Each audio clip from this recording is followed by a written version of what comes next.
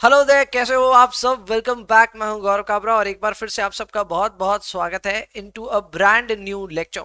हम लोग आज इस लेक्चर में बात करने वाले हैं अबाउट पोर्टफोलियो मैनेजमेंट, जिसको एसएफएम में रिवाइज करना बहुत ज्यादा जरूरी है क्योंकि एग्जाम में लगभग हर टर्म में और बहुत सारे मार्क्स के लिए आता है। तो ऐसे में the chapter is of extreme importance और ये कोई नई बात नहीं है कि इस चैप्टर से क्वेश्चंस नए आते हैं। मतलब बहुत सारे क्वेश्चंस आते हैं, ये कोई नई बात नहीं है, बहुत सारे क्वेश्चंस आएंगे भी। तो आपको भी अपने टर्म से पहले ये इंश्योर करना पड़ेगा कि क्या आपसे पास टर्म पेपर्स बन रहे हैं या नहीं बन रहे। आपको ये इंश्योर करना पड़ेगा कि क्या आप अपना रिवीजन बहुत ही स्मार्टली और बहुत ही स्विफ्टली कंप्लीट कर पाओगे कि नहीं कर पाओगे। और इन्हीं सब चीजों के ऊपर से जो पर्दा उठाने का काम है वो आज का ये लेक्चर कर रहा होगा। इस लेक्चर को मैं डाल रहा हूं obviously for the enrolled students, but at the same time मैं यूट्यूब पे भी इस लेक्चर को डाल रहा हूं। तो यूट्यूब पे जो लोग भी इस रिवीजन वीडियो को देख रहे होंगे जरूर से चैनल को जरूर सब्सक्राइब कर लेना, क्योंकि ऐसे और भी बहुत सारे धमाकेदार रिवीजन कंटेंट आ रहे होंगे जो कि ऑलरेडी अनाउंस होंगे चैनल पे। चलिए शुरुआत करते हैं आज के इस लेक्चर की। एकदम स्ट्रेट टू द पॉइंट बात करेंगे, कोई बकवास नहीं करेंगे। सबसे पहले पोर्टफोलियो इंपॉर्टेंट चैप्टर है और यहां पे कहानी खत्म ही नहीं होती, इतनी सारी कहानियां हैं। There are so many formulas to remember and there is so much to actually listen to. तो भाई आपके लिए एक अच्छा और आसान काम मैंने ये किया है that I have given you a revision note here. इस रिवीजन नोट में आपको सारे के सारे फॉर्मूले वगैरह सब कुछ एक जगह पे मिल जाएंगे। इससे आपका काम आसान होता है। इसके अलावा मैं पास्ट टर्म के कुछ क्वेश्चंस को इसमें अपडेट करके रखा हूं एंड मैं आपसे कुछ पास्ट टर्म के क्वेश्चन सॉल्व भी करवा दूंगा या एटलीस्ट डिस्कस उसको अच्छे से करेंगे, so that you at least get to know what is the overall level of difficulty in the examination और सवालों को बनाने का एक अंदाजा और फ्रेमवर्क भी आपको पता चल जाए। इन्हीं सब चीजों को ध्यान में रखते हुए आइए शुरू कर देते हैं अपने पोर्टफोलियो मैनेजमेंट की आज के इस रिवीजन लेक्चर को। शुरुआत करते हैं। सबसे पहले पोर्टफोलियो मैनेजमेंट एक ऐसा टॉपिक है जहां पे अगर आपने शुरुआत में स्टैटिस्टिक्स पे कमांड नहीं रखी तो ये चैप्टर आपको आगे नहीं बढ़ने देता है। और इसीलिए स्टैटिस्टिक्स के कुछ बेसिक प्रिंसिपल्स है जिसको हमने शुरुआती एक दो क्लासेस में पढ़ा होगा। ये है पहला मीन। मीन कैलकुलेट करने के दो तरीके हैं। अगर आपको प्रोबेबिलिटी डिस्ट्रीब्यूशन दिया हुआ है तो फिर पी और एक्स को आपस में मल्टीप्लाई करके टोटल लगाया जा सकता है, इससे भी मीन आ जाएगा। घबराइए मत, सवाल आएगा वहां पे ये प्रैक्टिस करवा दूंगा मैं आपको। इसके अलावा आप एक यहाँ पे एरिथमेटिक मीन भी कैलकुलेट कर सकते हैं। एरिथमेटिक मीन के लिए आपको एक्स के बहुत सारे वैल्यूज दिए हुए रहेंगे, उन सबका टोटल लगा करके डिवाइड बाई एन कर दो। बात को वापस समझाता हूं कैसा होगा। स्ट्रक्चर या तो ऐसा होगा कि आपको प्रोबेबिलिटी भी दिया हुआ रहेगा और एक्स भी दिया हुआ रहेगा। प्रोबेबिलिटी दिया हुआ रहेगा 10% probability for the value of 10, maybe 40% probability for the value of 20 and 50% value probability for the value of 30। हमको अगर इसका मीन निकालना होगा then this is very very simple। हमको पी और एक्स की वैल्यूज को आपस में मल्टीप्लाई करना है एंड बाद में उसका टोटल लगाना है। So technically 10 into 0.1 M plus, 20 into 0.4 M plus and 30 into 0.5 M plus. फिर एमआर से क्लिक करते ही मीन की वैल्यू आ जाएगी। लेकिन ये तभी होगा जब सवाल में आपको दिया हुआ है क्या, probability. But if that is not given then आपको चुपचाप एरिथमेटिक मीन लगाना है। और एरिथमेटिक मीन में क्या करेंगे, कुछ नहीं करेंगे। प्रोबेबिलिटी तो रहेगा नहीं, we will have only X information. तो एक्स की जो जो वैल्यूज दी हुई रहेंगी उन सबको मिला करके टोटल लगाएंगे और टोटल को डिवाइड करेंगे by total number of observations which is also known as N. ठीक है, सो ये इतना सा काम करना है। या तो आप इसमें अप्लाई कर रहे होंगे क्या, एरिथमेटिक मीन, या फिर में आप यहां पे एक एक्सपेक्टेड वैल्यू कैलकुलेट कर रहे होंगे। आइए आगे बढ़ते हैं। नेक्स्ट अगर मैं बात करूं वेरिएंस की, तो वेरिएंस भी कैलकुलेशन दो तरीके से हो सकता है। एक, आप वेरिएंस को कैलकुलेट करते हो by the formula X I minus X mean whole square का समेशन डिवाइडेड बाय एन। इस तरह से भी आप ये काम कर सकते हो। नहीं तो आप प्रोबेबिलिटी का सारा भी ले सकते हो। Here you will take X I minus X mean का होल स्क्वायर, यहां तक तो सब ठीक है, but then you will multiply each and every squared difference into the probability and last में आप उसका भी समेशन कर दोगे। तो देखा जाए तो वेरिएंस के ये दो फॉर्मूले हैं। And again goes without saying, पहला फॉर्मूला तब यूज होगा जब सवाल में प्रोबेबिलिटी दी हुई होगी, दूसरे वाले में प्रोबेबिलिटी नहीं होगी। नेक्स्ट अब स्टैंडर्ड डेविएशन। वैसे स्टैंडर्ड डेविएशन को हम सिग्मा के नाम से जानते हैं और standard deviation is just an under root of variance. वैसे एक बात मैं क्लैरिफाई कर देना चाहता हूं, अगर आपको इन फॉर्मूलों को देख करके एकदम आश्चर्य हो रहा है और आपको ऐसा लग रहा है कि बॉस मतलब ये क्या है, तो आपको मैं बता दूं फॉर्मूले आपको यहां रिवाइज कराए जा रहे हैं क्लास में। मुझे लगता है आपने थोड़ा एफर्ट डाला होगा इन फॉर्मूलों को समझने के लिए। तो ऐसे में मैं आपको एक चीज अभी क्लियर कर देता हूं कि हो सकता है आपने बहुत ज्यादा टाइम पहले पढ़ा होगा पोर्टफोलियो और आपको फॉर्मूले याद नहीं आ रहे, कॉन्सेप्ट्स तो होंगे पर याद नहीं आ रहे। तो इस पूरी क्लास को दो हिस्सों में देखना। पहले हिस्से में जब मैं सारे फॉर्मूले आपको करा रहा हूं, उन फॉर्मूलों को नजर में डाल लो, वीडियो भी पूरा देख लो, एट द सेम टाइम पूरे फॉर्मूले एक बार कॉपी में फिर से उतार लो। Once you have done that, फिर सवालों की तरफ चलना। सो प्लीज इस पूरे लेक्चर को ना दो पार्ट्स में देख लेना। First part will be formula retention, second part would be practice. यही बेस्ट अप्रोच होगा, जस्ट इन केस आपको फॉर्मूला एकदम याद नहीं आ रहा है। पर जिनको फॉर्मूला याद आ रहा है बने रहो, एक बार में सारा सल्टा लेना, ठीक है ना। चलो परफेक्ट। सेकंड था स्टैंडर्ड डेविएशन। मैंने बताया स्टैंडर्ड डेविएशन बेसिकली वेरिएंस का ही अंडर रूट होता है। तो अब आप वेरिएंस कैसे कैलकुलेट करते हैं उस पर डिपेंड करता है। अगर आप वेरिएंस प्रोबेबिलिटी वाले फॉर्मूले से कैलकुलेट करेंगे तो उसका अंडर रूट कर देना, और अगर आप वेरिएंस कैलकुलेट कर रहे हो using what, using the simple means without any probability distribution, in that case also under root कर देना। नेक्स्ट अब इज कोवेरिएंस, एक्सट्रीमली इंपॉर्टेंट। अगर हम कोवेरिएंस की बात करें तो कोवेरिएंस के जो बेसिक फॉर्म्स ऑफ फंक्शंस है उसके हिसाब से xi माइनस एक्स मीन और yi माइनस वाई मीन को आपस में मल्टीप्लाई करते हैं एंड फिर प्रोबेबिलिटी से मल्टीप्लाई करते हुए समेशन लगा देते हैं। आपके मन में आ रहा होगा why are we doing so. तो मैंने आपको क्लास में बताया था कि वेरिएंस में you have only one variable and that is why you take xi minus X mean whole square. So that is essentially xi minus X mean दो बार, ठीक है। लेकिन अगर हम यहाँ पे बात करें अबाउट कोवेरिएंस तो यहाँ पे हमारे पास दो सेट ऑफ रैंडम वेरिएबल्स है। सो एक बार हम लेंगे xi माइनस एक्स मीन, दूसरी बार हम लेंगे yi माइनस वाई मीन, दोनों को आपस में मल्टीप्लाई करते हुए, प्रोबेबिलिटी से मल्टीप्लाई करते हुए लास्ट में समेशन निकालेंगे। ऐसा ही दूसरा वाला फॉर्मूला है, बस उसमें प्रोबेबिलिटी नहीं होती, इसीलिए समेशन करने के बाद में आप डिवाइड बाई n करते हो। नेक्स्ट अब is correlation coefficient, this is denoted by the term r। Correlation coefficient के लिए जो सबसे सिंपल फॉर्मूला है वो ये है, कोवेरिएंस लेने का और डिवाइड कर देने का by standard deviation of both the variables involved. तो अगर आपका वेरिएबल है x एंड y तो ऐसे में आपको x और y दोनों का स्टैंडर्ड डेविएशन लेना पड़ेगा कोवेरिएंस के नीचे, and you will get the value of what, you will get the value of r। Clear है।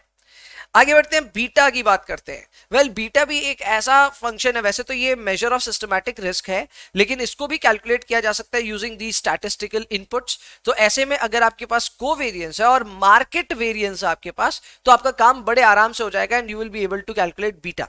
तो हम यहाँ पे कोवेरिएंस को लेंगे ऊपर और नीचे लेंगे variance of the market. Now variance of the market का मतलब क्या हो गया, इसका मतलब हो गया sigma M into sigma M, ठीक है ना। तो दो बार आपको मार्केट का सिग्मा लेना है and that way you can do this. अब अगर इसी फॉर्मूले को थोड़ा सा और तोड़ें तो फिर वो फॉर्मूला बन जाता है correlation into sigma A by sigma M. Why so? Very simple. हमको अगर यहाँ पे फॉर्मूला देखने को मिले तो कोवेरिएंस का फॉर्मूला हम वापस लिख सकते हैं as r into sigma A into sigma M, correct.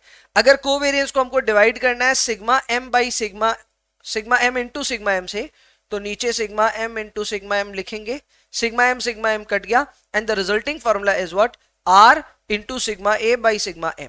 Now this formula is basically nothing but correlation into sigma A by sigma M. तो आप इन सारे फॉर्मूलों को थोड़ा सा ध्यान से देखने और ये सारे फॉर्मूले अच्छे से याद रखना। ये है बीटा के फॉर्मूले, ठीक है ना। बीटा है कोवेरिएंस बाय मार्केट वेरिएंस, और alternatively you can take a formula which is correlationship into sigma A by sigma M. आगे बढ़ते हैं रिटर्न कैलकुलेशन की तरफ। वेल रिटर्न कैलकुलेशन जब हम कर रहे थे तो हमने प्राइमरीली जो चीजें पढ़ी थी वो थी HPR जैसी चीजें, जिसे हम कहते हैं holding period return. Formula is very simple.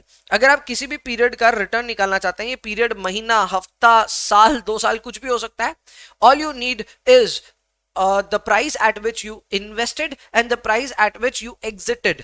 तो बेसिकली P1 है आपका एग्जिट का प्राइस, P0 आपका इन्वेस्टमेंट अमाउंट। सो अगर आप इस बेसिक फॉर्मूले में अपना रिजल्ट डाल देते हैं P1 by P0 -1, then you will also get the return that you have earned for that period। इसके अलावा एवरेज रिटर्न निकालना आसान है, आपको एक से ज्यादा रिटर्न दिए हुए रहेंगे, आप उन सबको मीन कर देना। ये मीन एरिथमेटिक मीन है, वेरी सिंपल। आपको सबको पकड़ना है, जोड़ना है और डिवाइड बाई n करना है। ये चीज यहाँ फॉर्मूले में भी मैंने डिनोट कर रखी है।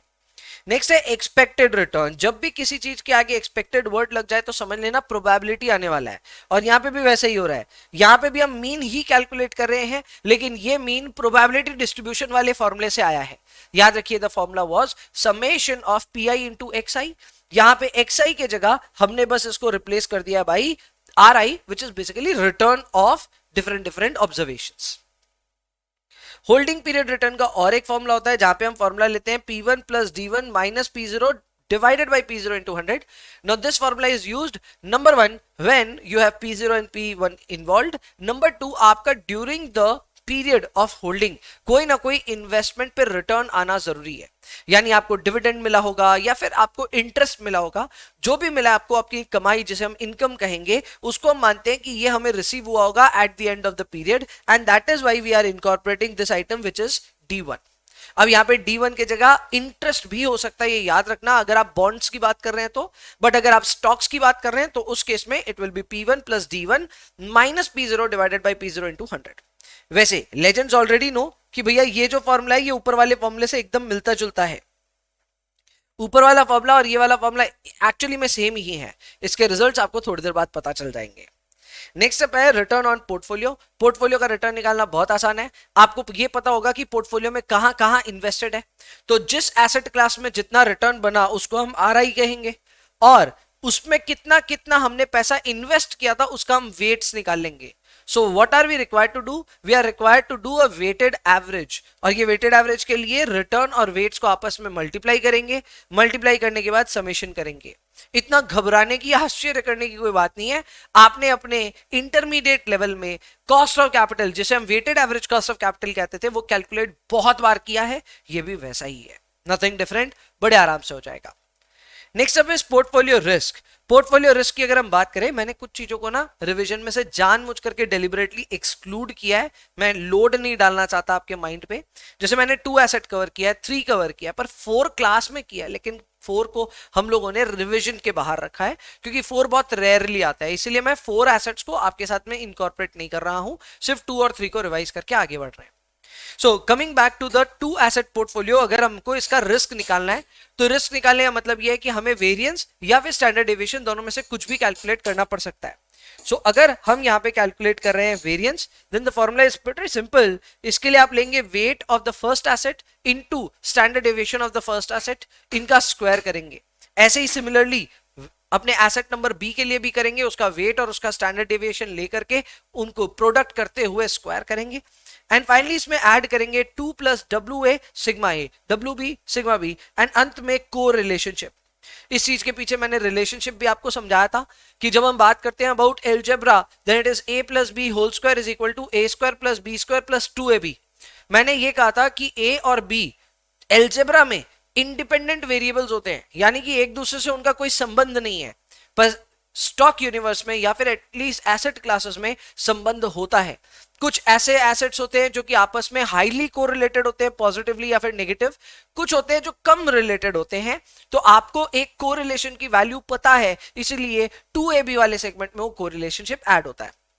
वैसे हम ये भी जानते हैं कि correlationship into sigma A sigma B is actually covariance of A B, तो हम उसको रिप्लेस भी कर सकते हैं। और आप देख सकते हैं फॉर्मूले में हमने किया है, हमने ये सिग्मा ए, ये सिग्मा बी और कोरिलेशनशिप, इन 3 चीजों को आपस में मैच करके एक ही वर्ड लिख दिया है, which is covariance of A B. Now obviously this can be done, and इसीलिए ये 2 फॉर्मूले आपके सामने रखे जा रहे हैं वेरिएंस के, और इसी को अगर आपको स्टैंडर्ड डेविएशन में कन्वर्ट करना है तो अंडर रूट लगा देना, आपका काम हो जाएगा। ठीक है, चलो जी, 2 एसेट हो गया। Next up is 3 asset portfolio. Talking of the 3 asset portfolio, तो आपको मैं बता दूं सेम प्रोसेस है। वेट लेने का पहले वाले का, स्टैंडर्ड डेविएशन लेने का पहले वाले का, दोनों का प्रोडक्ट करके स्क्वायर कर दो। So it is weight of A into standard deviation of A का स्क्वायर। ऐसे ही बी के लिए करो, ऐसे ही सी के लिए करो। अब जब आप 2ab, 2bc और 2ca की तैयारी कर रहे हो तो बस वही काम करना है। साथ में बस इतना सा ध्यान रखिएगा कि अगर आप को relationship into sigma A sigma B को कन्वर्ट करके उसके जगह कोवेरिएंस लिख सकते हैं तो लिख लीजिए, कोई हर्जा नहीं है। वही काम मैंने यहां किया है। जब डब्ल्यू ए लिया साथ में तो कोवेरिएंस ए बी का ले लिया। जब डब्ल्यू बी और डब्ल्यू सी लिया तब मैंने कोवेरिएंस ऑफ बी सी ले लिया। एंड ए और सी जब साथ में किया तो ए सी को साथ में ले लिया। अगेन इसका भी अगर आपको स्टैंडर्ड डेविएशन कैलकुलेट करना है तो इसका भी अंडर रूट कर देना, सेम रिजल्ट्स, मतलब वैसे ही रिजल्ट्स आ जाएंगे। नेक्स्ट अब सिस्टमैटिक एंड अनसिस्टमैटिक रिस्क। इसमें काफी मतलब फंसाया जाता है और काफी क्वेश्चंस आते हैं इसमें। याद रखिए ये मार्केट मॉडल से रिलेटेड कुछ टॉपिक है एंड यहाँ पे सिस्टमैटिक रिस्क जो है वो कैलकुलेट करना काफी आसान है। अगर आपको किसी भी एसेट के लिए सिस्टमैटिक रिस्क कैलकुलेट करना है तो आपके पास सिर्फ दो चीज होनी चाहिए, नंबर 1 उस एसेट का बीटा, नंबर 2 मार्केट का स्टैंडर्ड डेविएशन। अगर आपके पास में बीटा है और मार्केट का स्टैंडर्ड डेविएशन है तो दोनों को आपस में मल्टीप्लाई करके उसका स्क्वायर कर देना, you will get your systematic risk. इससे ज्यादा आसान कोई तरीका ही नहीं हो सकता सिस्टमैटिक रिस्क को पता करने का। फिर से मैं रिपीट कर रहा हूं, इसके लिए चाहिए आपको beta of that particular asset into standard deviation of the market, दोनों का प्रोडक्ट करने के बाद स्क्वायर। नेक्स्ट है unsystematic risk. Well unsystematic risk for any portfolio और for any particular asset is basically total risk minus systematic risk. तो total risk को हम मेजर करते हैं बाय वे ऑफ वेरिएंस। अगर इस वेरिएंस में से हम माइनस कर लेते हैं अपने सिस्टमैटिक रिस्क को, then obviously we will be left with the unsystematic risk. So unsystematic risk is equal to total risk minus systematic risk, where systematic risk is beta into standard deviation of the market का square। वैसे एक और तरीका है इसी unsystematic risk को calculate करने का, और ये तरीका बहुत ही सिंपल है। इसमें आपको ये लेना है कि आपके एरर टर्म्स रिपोर्टेडली दिए हुए रहेंगे, they will give you your error terms. तो हमको क्या करना है, हमको अपने एरर टर्म्स लेने हैं, उनका स्क्वायर लेना है और उनको वेट के स्क्वायर से मल्टीप्लाई करके समेशन करना है। Clear? So what we are going to do, we will take the error square, correct, errors का हम लेंगे स्टैंडर्ड एरर्स का वेरिएंस समझ लो, एंड उसके बाद में हम यहाँ पे वेट्स के स्क्वायर से मल्टीप्लाई करते हुए इसका समेशन कर देंगे। अगर आप मुझसे इसका प्रूफ पूछेंगे तो इसका प्रूफ लाई करता है एकदम हार्डकोर ज्योमेट्री में, जहां पे हम ये सीखते हैं कि भाई एरर टर्म्स आते क्यों हैं। हम जब एक रिग्रेशन लाइन बनाते हैं तो इस रिग्रेशन लाइन पे सारे के सारे स्कैटर प्लॉट के ऑब्जर्वेशंस नहीं होते, थोड़े ऊपर नीचे होते हैं। तो ये जो ऊपर नीचे है, तो ये जो गैप्स है, इन गैप्स को हम बोलते हैं एरर्स। हम इन एरर्स को यहां पे अनसिस्टमैटिक रिस्क से कैप्चर कर रहे हैं। Clear? Next up is covariance. Covariance का वापस देखो, सेम फॉर्मूले वापस रिपीट कर रहा हूं मैं। आप xi माइनस एक्स मीन और yi माइनस वाई मीन से प्रोडक्ट करते हुए इसको प्रोबेबिलिटी से मल्टीप्लाई करते हैं और फिर इसका स्टैंडर्ड डेविएशन करते हैं। ये तो हम सब लोग करते ही हैं। यही काम हम लोग यहाँ पे n के साथ में भी कर सकते हैं। इसके अलावा को relationship into sigma A sigma B, ये भी मैं आपको बता चुका हूं। अब नया चीज सीखो। वो नया चीज ये है कि अगर आपको कोवेरियंस कैलकुलेट करना है तो आप ये भी कर सकते हो कि दोनों एसेट्स के बीटा को लो, दोनों को आपस में मल्टीप्लाई करो और फिर मार्केट वेरिएंस से मल्टीप्लिकेशन कर दो। इस तरह से भी covariance can be ascertained between two assets. मैं फिर रिपीट कर रहा हूं, take beta of both the assets, दोनों को आपस में मल्टीप्लाई करते हुए मार्केट के वेरिएंस से मल्टीप्लाई कीजिए and you will get your result. Next up is coefficient of variance. Coefficient of variance एक बहुत ही सही टेक्निक है। इस टेक्निक से आप रिस्क रिवॉर्ड एनालिसिस कर सकते हैं। रिस्क की जहां तक बात करते हैं तो वो होता है अपना स्टैंडर्ड डेविएशन और रिवॉर्ड होता है मीन। तो ऐसे में एसडी बाय मीन करने से आपका कोएफिशिएंट ऑफ वेरिएंस आ जाता है। जाहिर सी बात है कोएफिशिएंट ऑफ वेरिएंस को कोई भी नहीं चाहेगा हायर द बेटर, एक्चुअली वो लोअर द बेटर होगा, क्योंकि इसका मीन है डिनोमिनेटर में और रिस्क है ऊपर। तो जाहिर सी बात है कोई भी इस फ्रैक्शन को छोटा से छोटा देखना चाहता है एंड यही इसका सिलेक्शन बेसिस है कि आप लोअर द बेटर के साथ जाएं। Next up is minimum variance portfolio. बात करें अगर मिनिमम वेरिएंस पोर्टफोलियो की तो दो एसेट्स पे ये पूछा जाता है। तो आपसे पूछा जाएगा कि भाई दो एसेट्स में कौन से एसेट पे कितना वेट हम इन्वॉल्व करें so that we are able to minimize the risk on our portfolio. So that can be easily done. इसके लिए आपको वेट्स का फॉर्मूला पता होना चाहिए। तो एक बार के लिए मान लेते हैं कि हमारे पास में दो एसेट्स हैं, एक है एक्स एक है वाई। अगर हमें यह पता करना है कि एक्स में कितना % पैसा डालना चाहिए तो हम कैलकुलेट करेंगे डब्ल्यू एक्स का फॉर्मूला बहुत सिंपल है, वाई का वेरिएंस लीजिए, उसमें से माइनस कर दीजिए covariance of X Y and इसको डिवाइड कीजिए बाई एक्स का वेरिएंस वाई का variance minus 2 covariance between X and Y. So ये बहुत बेसिक फॉर्मूला है, पर फॉर्मूला याद तो रखना पड़ेगा। अगर आप इस फॉर्मूले को याद नहीं रखोगे तो एग्जाम में भूल जाओगे।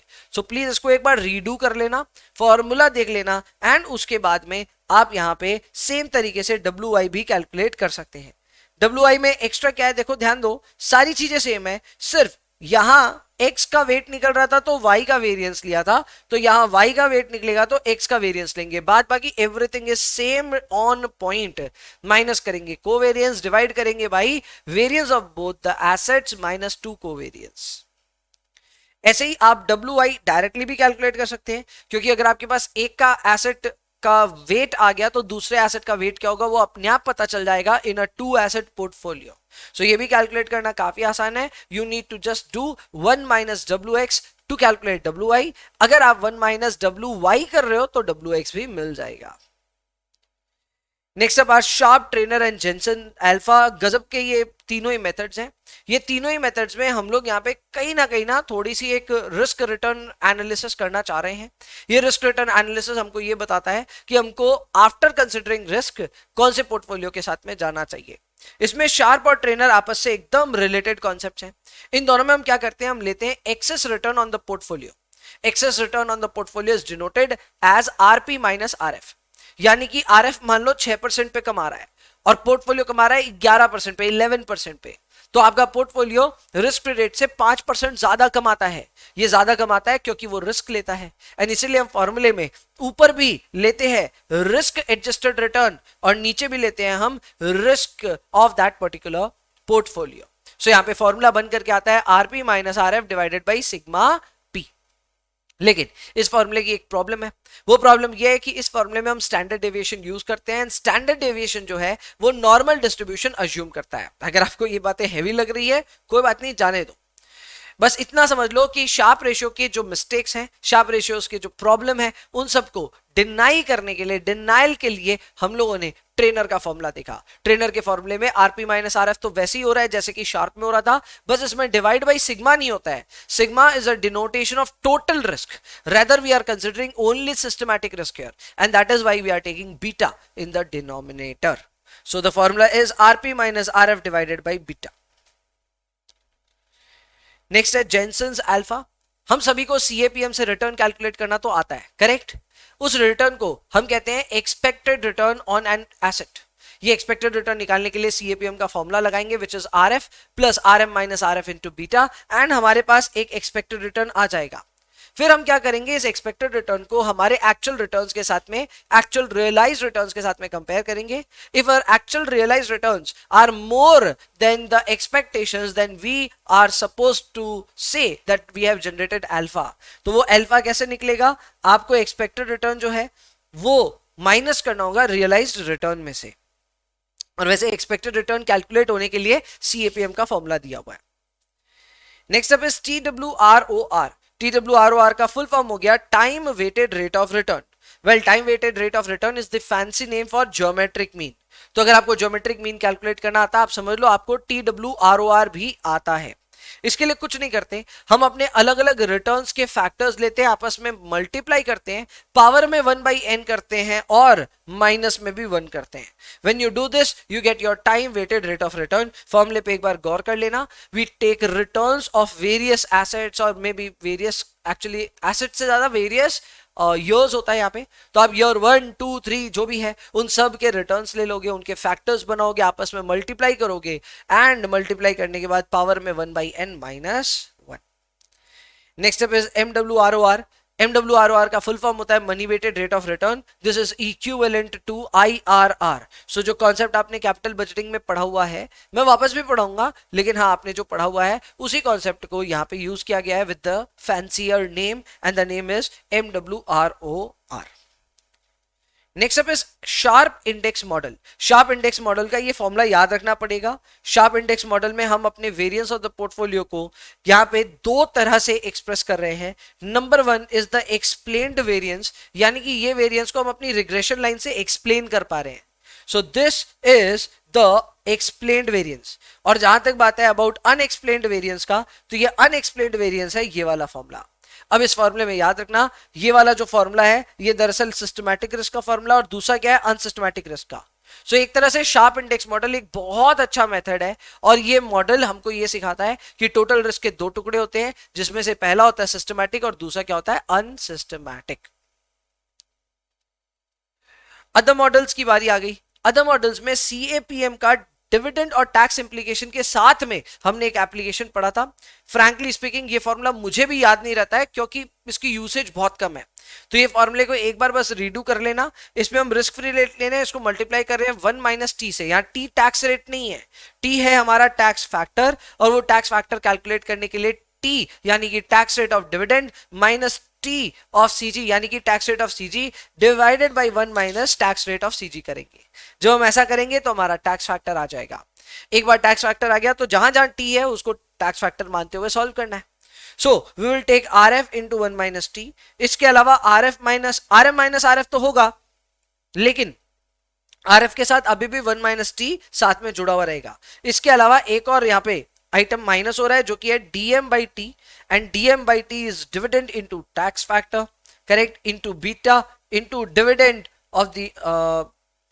Of the asset into tax factor. तो ये बेसिकली देखो, ये समझो, ये है dividend of the market index और ये है डिविडेंड ऑफ द एसेट। तो इस फॉर्मूले को यूज करके आप बड़े आराम से कैलकुलेट कर सकते हैं CAPM under dividend and tax implications. इसके अलावा बेसिक फॉर्म तो आप जानते ही हैं। Next up is market model. Market model की अगर मैं बात करूं तो ये बहुत सिंपल सा मॉडल है। ये मॉडल ये कहता है कि एक्सपेक्टेड रिटर्न किसी भी चीज का is dependent on risk free rate and on the risk attitude versus the standard risk of the particular project, correct. तो यहां पे हम लोग क्या कर रहे हैं, हम लोग ले रहे हैं are F plus lambda into sigma P. यहां पे सिग्मा पी तो आप सबको पता है, it is the risk of the portfolio. बाद बाकी आपको मार्केट एटीट्यूड टुवर्ड रिस्क जो कैलकुलेट करना है वो भी बड़ा आसान है। उसके लिए आपको फॉर्मूला लगाना है R M minus R F divided by sigma M. फिर से रिपीट कर रहा हूं, R M minus R F divided by sigma M. So यहां पे ही अगर आप R M minus R F divided by sigma M करो और इसको मल्टीप्लाई करो सिग्मा पी से और इसमें रिस्क फ्री रेट जोड़ो तो ये एक्सपेक्टेड रिटर्न आ जाएगा। Next up is characteristic line. Well, पहले तो समझ लेते हैं कैरेक्टरिस्टिक लाइन होती क्या है।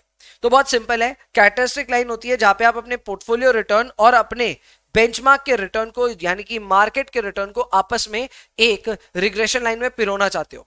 क्योंकि रिग्रेशन लाइन एक स्ट्रेट लाइन होती है तो हमें ए और बी जैसे वेरिएबल्स चाहिए, यानी कि स्लोप भी चाहिए और कोएफिशिएंट भी चाहिए।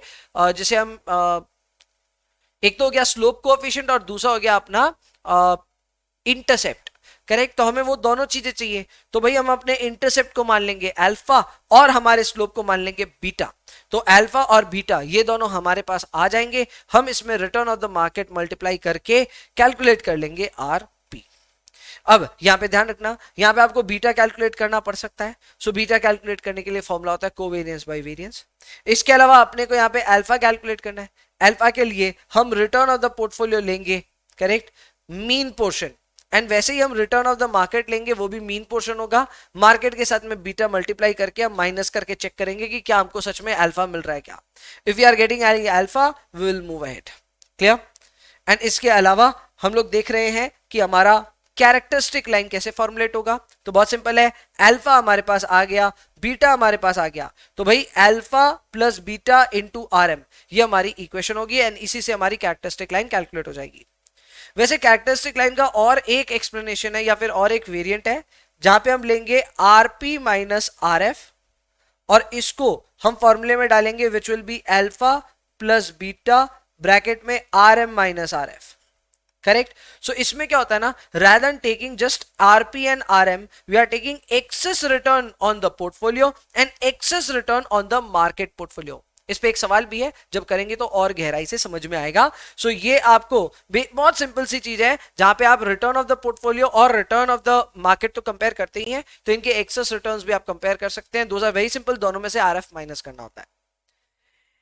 Next up is portfolio performance attribution analysis. तो भाई पोर्टफोलियो परफॉर्मेंस एट्रीब्यूशन करने के लिए दो तरीके की एट्रीब्यूशन ही हम देखते हैं। नंबर वन, पोर्टफोलियो मैनेजर ने एसेट एलोकेशन की वजह से कमाया या फिर सिक्योरिटी सिलेक्शन की वजह से कमाया।